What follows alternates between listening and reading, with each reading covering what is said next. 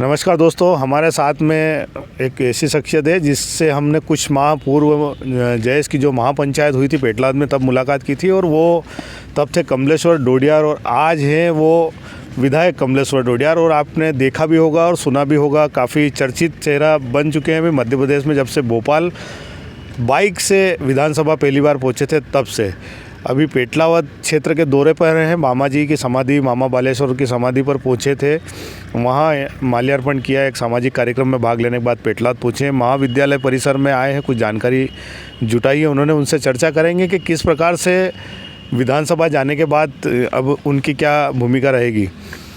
स्वागत है आपका माई की गूंज न्यूज़ में डोडियार जी। क्या विधायक बनने के बाद अब आपकी रणनीति रहेगी? सबसे पहले तो ये आपकी पूरी टीम को धन्यवाद। और विधायक बनने के बाद में मैं तो काम पर उतर आया हूँ, अपने काम चल रहे हैं। विधायक होने के नाते जो जिम्मेदारी होती है वो, और आपने देखा होगा अभी सुना होगा, हमने बिल प्रदेश की मांग भी करी विधानसभा के अंदर में। और हमने आदिवासियों की जो ज़मीनें हैं वो बड़े बड़े कारपोरेट घरानों को दी जाती हैं व्यापार करने के लिए या अपने इंडस्ट्रीज़ बनाने के लिए, तो उसका भी हमने विरोध जताया है कि आदिवासियों की ज़मीनों से बेदखल करके अगर आप लोग ज़्यादा ये चीज़ें करेंगे तो ये भी गलत है। और दूसरा, हमने आदिवासी इलाके में शराब मुक्ति के ऊपर भी हमने बात रखी है कि आदिवासी इलाकों में जो शराब की बिक्री नहीं होना चाहिए।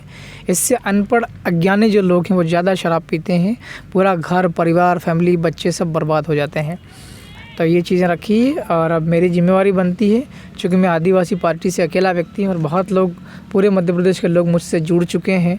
आपका ये जो है हम पेटलावद में भी खड़े हैं, इस ज़िले के लोग भी जुड़े हुए हैं, और अलीराजपुर, धार, बड़वानी, खरगोन, खंडवा, उधर भी जबलपुर के लोग भी हमसे जुड़े हैं उस संभाग के आदिवासी से। सभी के लिए मुझे काम करना है। और अभी मैं देख रहा हूँ, मैं पेटलावद में आया था, अभी अस्पताल आपका देखने गया था मैं, वहाँ पर पेशेंट भी बहुत कम हैं और कर्मचारी जो है वो अस्पताल के डॉक्टर्स, जूनियर और भी स्टाफ जो होता है हेल्थ वर्कर्स वो दिखे नहीं हैं। हमारे इलाके में तो बड़े अस्पताल भरे हुए हैं पेशेंट से और स्टाफ भी हैं। अपने पेटलावद में पेशेंट्स भी मुझे नहीं दिखे वहाँ पे अस्पताल के अंदर, तो कहीं ना कहीं जो है वो ये सही चीज़ें नहीं हैं। अस्पताल के अंदर से मरीजों को भगा दिया जाता है, एडमिट नहीं किए जाते, ये शिकायत मुझे मिली है। और अभी मैं इस वाले कैंपस में आया हूँ, ये हायर एजुकेशन का कैंपस है पेटलावद का कॉलेज। यहाँ पर हमने देखा है बहुत समस्याएं, छात्रों के रहने की व्यवस्था नहीं है, यहाँ पर हॉस्टल बंद कर रखा है, 2-3 साल हो चुके हैं, तो बहुत गलत चीज़ें देखने को मिली हैं। कमलेश्वर डोडियार, क्या कारण रहा कि बाइक लेकर जाना पड़ा भोपाल? क्या केवल एक शो ऑफ था या बताना था कि नीचे स्तर से एक व्यक्ति आया है अब आपके बीच में? मैं गरीब आदमी हूँ और अभी भी मैं गरीब आदमी हूँ। हाँ, हमारा विधायक होने का वेतन चालू होता है। विधायक बन जाता तो कोई बहुत अमीर बन जाता रहा, थोड़ा ऐसा नहीं है। विधायक बनता है तो उसकी 1,10,000 के आसपास उसका वेतन मिलता है, अभी मिला नहीं है वो। अभी तो हमारी कार्रवाई चल रही। जैसा पहले मेरी हालत है मोटरसाइकिल वाले, वैसे ही हालत आज भी है। वो गाड़ी खड़ी है वो कि एक दोस्त की मैं लेकर के आया हूँ और करीब 15 दिन से वो गाड़ी चल रही, उसका भी किराया डीजल की व्यवस्था भी हम लोग इधर उधर से मांग करके ही कर रहे हैं। तो कोई दिक्कत नहीं है लोगों को। अगर ये दिखावा लगता है मोटरसाइकिल का तो मैं चाहता हूँ कि एक दिखावा और देख सकते हैं आप लोग अप्रैल मई में लोकसभा के दौरान। लोकसभा का चुनाव है और अब सामने, हमने पहले भी आपसे सवाल किया था कि गुमान सिंह डामर जो है आ सकते हैं सेलाना, तो आपने कहा था कि फाटक बाहर कर देंगे। तो अब मोदी जी के नाम पे फिर से आ सकते हैं गुमान सिंह डामर आपके सामने, कांग्रेस के सामने? देखिए, मैं कोई राजनीति में ज़्यादा इंटरेस्टेड नहीं हूँ। मैं तो बहुत लंबे समय पहले, सन 2009 का आसपास का टाइम था मेरे ख्याल से, करीब 15 साल पहले मैंने सोचा था राजनीति में आने का, और मेरे हालत बहुत ज़्यादा बुरे थे। मैं बहुत बुरे दौर से गुजरा हूँ। मेरा पूरा परिवार मजदूरी करता था, इधर उधर पलायन पे जाता था। मैंने सरपंच बनने की सोची थी, विधायक और सांसद का मैंने नहीं सोचा था। तो मैं किसी कारणों से, वहाँ की जो स्थानीय परिस्थितियों के कारण सरपंच नहीं बन सका। लोगों ने मुझे विधायक बना दिया।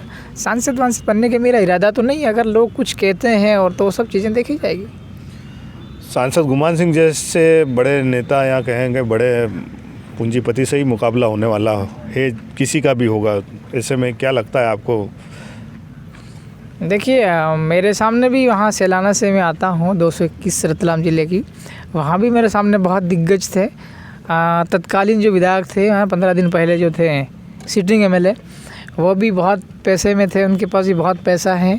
और बीजेपी से दी थी मैडम संगीता चारेल, वो भी बहुत पैसे से बहुत माल है उनके पास में, पूर्व विधायक दोनों थे। तो फिर भी हम वहाँ से निकल के आ गए, तो मेरे ख्याल से यहाँ झाबुआ में यहाँ भी निकलने में कोई दिक्कत नहीं पड़ेगी हमें, वही भले कितने पैसे वाला हो। ये देखने में आ रहा है कि लगातार जो विपक्ष है वो ख़त्म होता जा रहा है। बीजेपी चारों तरफ एक तरफा राज करती जा रही है, केंद्र में भी सरकार उनकी है और ज़्यादा लोग जीत कर आ रहे हैं बीजेपी से। ऐसे में बीजेपी के जो सामने विपक्ष है वो ख़त्म हो रहा है और उसका कहीं ना कहीं कारण ये है कि सब जो है विपक्ष से जो है वो बटा हुआ है और वो सब चुनाव लड़कर मैदान में उतर जाते हैं और वो जो वोटों का जो ध्रुवीकरण वो हो जाता है और बीजेपी का जो वोट बैंक है फिक्स, उसके कारण बीजेपी जीत जाती है। तो जीत जाती है लेकिन फिर विपक्ष ख़त्म हो जाता है। ऐसी कोई योजना है कि इस बार इंडिया अलायंस जो चल रहा है उनके साथ में सहयोग करके और आगे बढ़ा जाए? हमारा इंडिया या एनडीए ऐसे गठबंधन जैसी कोई चीज़ें नहीं, हमारे कुछ मुद्दे रहेंगे राष्ट्रीय स्तर के और हमारे इलाके के स्तर के। अगर इन मुद्दों के समाधान के ऊपर कोई भी बात करता है तो हम लोग एनडीए के साथ भी जा सकते हैं। हमारे पार्टी के राष्ट्रीय नेतृत्व से भी हम लोग बात करेंगे, भारत आदिवासी पार्टी की, उन्हें भी हम लोग सूचना देंगे और हमारा जो सोच है वो हमको उन्हें भी अवगत करवाएंगे। मैं 2 दिन पहले विधानसभा के अंदर मैंने भील प्रदेश की वहाँ पर मांग रखी। किसी भी बीजेपी की विधायक, अभी बीजेपी की सरकार है, किसी भी बीजेपी की विधायक ने मेरा विरोध नहीं किया सदन के अंदर, विधानसभा में। किसी भी कांग्रेस के व्यक्ति ने मेरा विरोध नहीं किया कि आप लोग भील प्रदेश की मांग क्यों कर रहे हैं। बहुत खुशी के साथ में हंसते हुए मैंने मांग की वहाँ पे।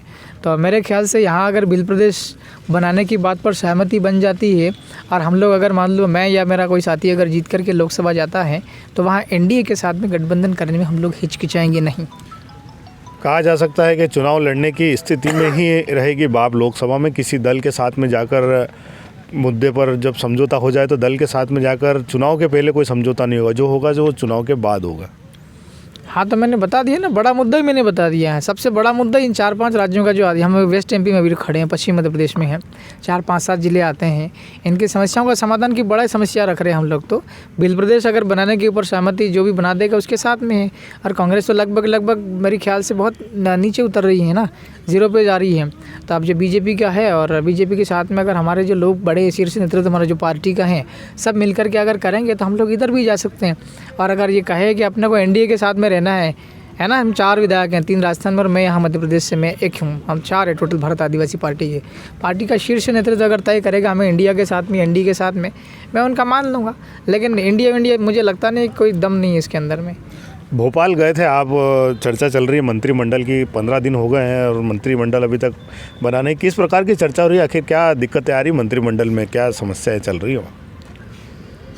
ये तो उनके पार्टी जाने। मैंने भी अपने लिए मैंने भी मांग करी कि मुझे भी अगर मंत्रिमंडल में जगह दी जाती है मैं अच्छे से काम कर सकता हूँ। मुझे भी समझ है, मैं जिस मिनिस्ट्री को मैं मांग रहा हूँ उस मिनिस्ट्री में काम कर लोगों की समस्याओं का समाधान देने की समझ मुझे भी है। अब ये लेट क्यों हो रहा है, इसके पीछे का रीज़न तो आप लोग जो है आप निकाल सकते हैं। ये शिक्षा जो व्यवस्था है झाबुआ ज़िले की, आप भी, ये तो हाई एजुकेशन है, आपने देखा महाविद्यालय में जो स्थिति बनी हुई है उस हिसाब से आप ये देख सकते हैं कि जो ज़मीनी स्तर के जो स्कूलें होंगे इस ग्रामीण क्षेत्र के झाबुआ ज़िले के, उनकी क्या स्थिति रही होगी जब ये इतना बड़ा परिसर शिक्षा विहीन होकर पड़ा है या संघर्ष कर रहा है। तो आगे क्योंकि आप रतलाम से विधायक है और बाप पार्टी के आदिवासी एरिया है, पूरा झाबुआ ज़िला ट्राइबल बेल्ट है, शिक्षा की काफ़ी यहाँ पर कमजोरियाँ हैं, छात्रावासों में भोजन नहीं है, आए दिन बच्चों को कुछ ना कुछ गलत खाने में आ जाता है, बीमार हो जाती है। आपने यहाँ देखा कि छात्रावास बंद पड़े हैं। तो क्या झाबुआ ज़िले की शिक्षा व्यवस्था के लिए आप करेंगे? बहुत जल्दी ठीक हो जाएगी। अभी मैं वही देख रहा हूँ, है ना, छात्रावास भी देख रहा हूँ मैं, स्कूल्स भी देख रहा हूँ। अभी कॉलेज में हम लोग खड़े हैं, पूरे ज़िले का देखेंगे और समस्याओं का समाधान हम त्वरित गति से करेंगे। संबंधित अधिकारी से भी बात करेंगे, जो भी कर्मचारी अधिकारी लापरवाही बरतता है उसे झाबुआ ज़िले से बाहर कर देंगे। तो ये कमलेश्वर डोडियार थे। अभी एक और छोटा सा प्रश्न है, आप मामा जी की समाधि स्थल पे गए थे 26 को, उनकी पुण्यतिथि, यहाँ पर 20 से 25 हज़ार लोग यहाँ पर आते हैं और सेलाना क्षेत्र से भी बड़े भारी संख्या में यहाँ पर लोग पहुँचते हैं। क्या मामा जी को लेकर विचार है आपका, भारत रत्न देना चाहिए उनको, सरकार से मांग चल रही है ऐसी? बिल्कुल देना चाहिए ना, उन्होंने जितना योगदान दिया है कमज़ोर तबके को जागृत करने के लिए और कमज़ोर तबके को अधिकार दिलाने के लिए, आदिवासी जो इलाका है, जल जंगल और ज़मीन, ये जो लड़ाई है भारत के संविधान में भी इसका उल्लेख है। इन अधिकारों को दिलवाने के लिए मामा बालेश्वर दयाल ने बहुत संघर्ष किया है, कई दफ़ा जेल गए हैं, कई दफ़ा भूखे पैसे भी काम किया है। तो मेरा भी उन्हीं की तरह जीवन है, टफ तरीके से जी रहा हूँ। मेरा नाम उनका नाम भी मिलता जुलता है, उनका नाम मामा बालेश्वर दयाल था, मेरा नाम भी कमलेश्वर है। बहुत सी चीज़ें हम दोनों में समान जैसी भी दिखती हैं। मैं आदिवासी वर्ग से आता हूँ, वो ब्राह्मण समाज से आते हैं, थोड़ा बहुत फ़र्क भी है, लेकिन उनके काम में और मेरे काम में बहुत सी समानताएं भी हैं। 26 तारीख को उनका कार्यक्रम है, पुण्यतिथि, हम लोग सब उनकी पूजा करेंगे उस दिन। हीरालाल अलावा भी एक जयेश के माध्यम से कांग्रेस से लड़के विधायक बनने दूसरी बार बन गए हैं। वो भी पिछली बार आए थे तो उन्होंने कहा था कि मैं विधानसभा में उनके लिए, मामा जी के लिए आवाज़ उठाऊंगा और जो स्थिति है आश्रम की उसको सुधारने के लिए मैं बात करूंगा, राष्ट्रीय धरोहर घोषित करवाऊंगा उसे। तो अभी आपके पास फिर अवसर आएगा ऐसा कि आप आवाज़ उठाएंगे? हाँ, ये आपकी बात बिल्कुल सही है, हमें आवाज़ उठाना चाहिए, पर वहाँ समय मिलता है तो वहाँ क्या होता है, कभी कभार बड़े बड़े जो मुद्दे होते हैं लोगों की, जीवित लोगों की बड़ी समस्याएं, उसके ऊपर व्यक्ति का ध्यान जाता है, किसी भी विधायक का, किसी भी पार्टी के। तो मेरे पास अगर समय मिलेगा तो मैं डंके की चोट आवाज़ उठाऊंगा। अगर सदन के अंदर समय नहीं मिलता है तो सड़क जिंदाबाद, सड़क पर उठाएंगे। तो सड़क पर आवाज़ उठाएंगे जब भी मौका मिला, जिस भी विषय का मिला। सेलाना से विधायक है 221 विधानसभा क्षेत्र क्रमांक से, लेकिन झाबुआ जिले के दौरे पर हैं, पेटलाद विधानसभा में दौरा कर रहे हैं। विधानसभा के अस्पताल को देखा, अस्पताल की स्थिति के बारे में बताया कि जो स्थिति अस्पतालों की है वो काफ़ी दयनीय है, चूँकि रतलाम ज़िले में जो अस्पताल है उनकी स्थिति बतौर पेटलाद जो अस्पताल है उनसे काफ़ी अच्छी है और कॉलेजेस की स्थिति भी काफ़ी अच्छी है। यहाँ जो अव्यवस्था है उसको लेकर अब आगे लड़ाई लड़ेंगे और उसको विधानसभा स्तर पर पूरा प्रयास करेंगे उठाने का।